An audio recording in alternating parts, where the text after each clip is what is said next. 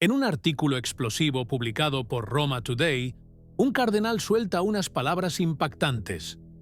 El Papa Francisco ha elegido personalmente a su sucesor, León XIV.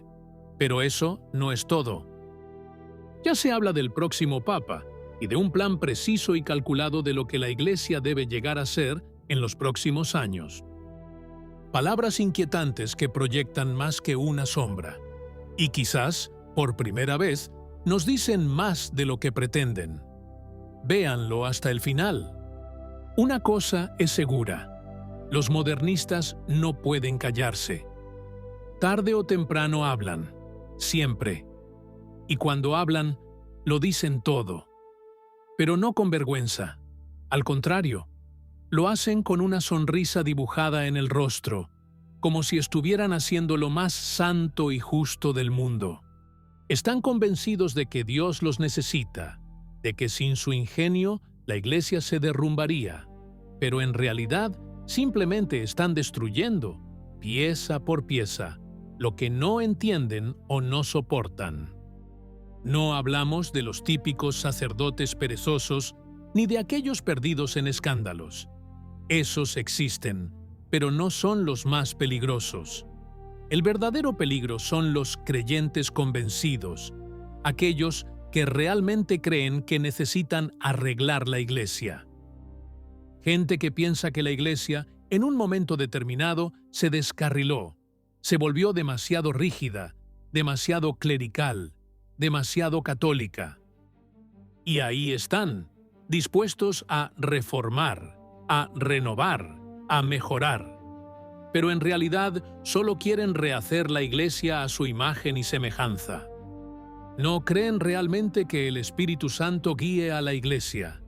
Creen que les corresponde restaurar el orden, porque los papas y santos del pasado, en su opinión, se equivocaron. Son ellos los verdaderamente iluminados. Ellos y solo ellos. Al final, solo escúchalos. Hablan mucho, demasiado, y se traicionan a sí mismos.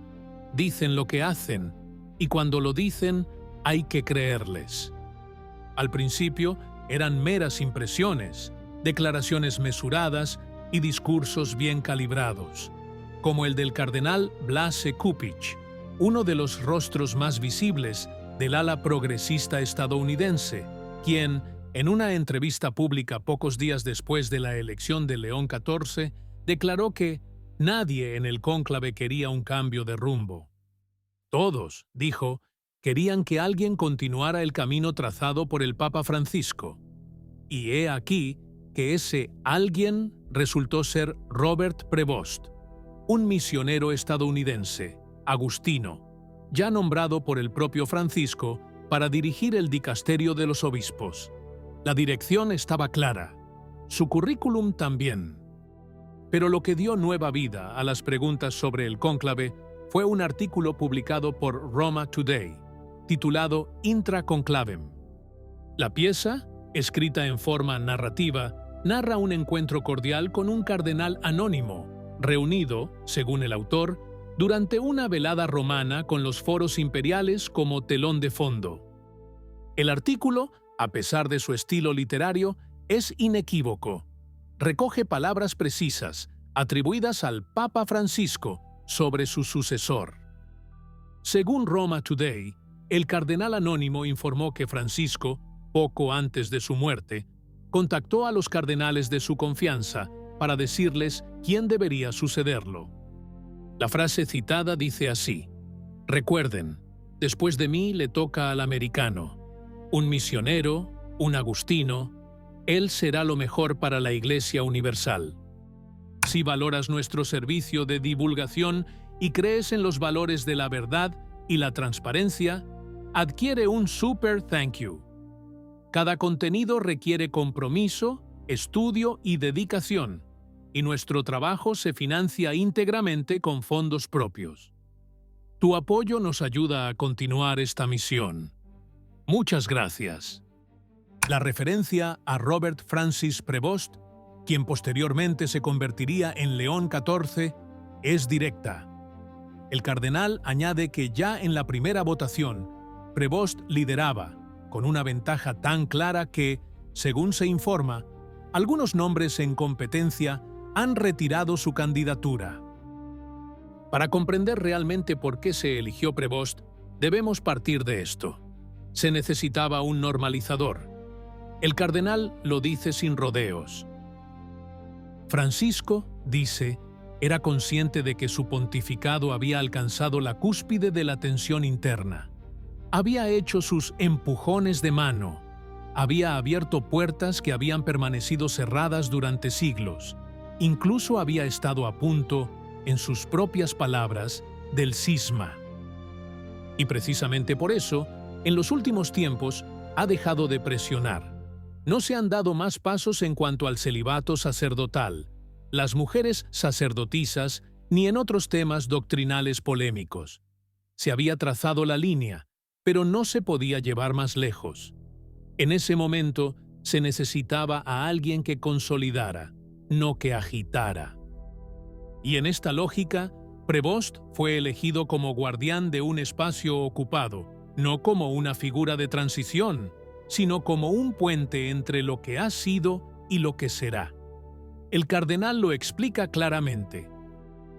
Ahora se trata de consolidar el espacio ocupado hasta el próximo pontífice, que probablemente será africano y dará un paso adelante decisivo, definitivo y definitivo. El futuro ya está claro.